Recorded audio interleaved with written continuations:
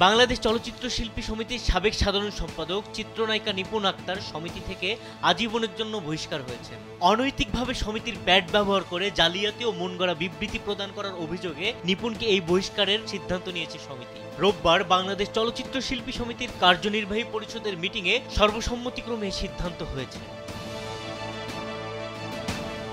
2024 সালে 16 জুলাই শিল্পী সমিতির প্যাড ব্যবহার করে কোটা সংস্কার আন্দোলন নিয়ে এক বিবৃতি প্রদান করেন নিপুণ আক্তার। সেখানে নিজেকে সাধারণ সম্পাদক বলে উল্লেখ করেন এই নায়িকা। সেটি 17 জুলাই নিজের ফেসবুক ওয়ালে পোস্টও দেন নিপুণ। ঘটনার পর সোশ্যাল মিডিয়ায় ব্যাপক বিতর্কিত হন তিনি। স্যান্ডেলিনা সো, রূপচর্চায় আভিজাত্য।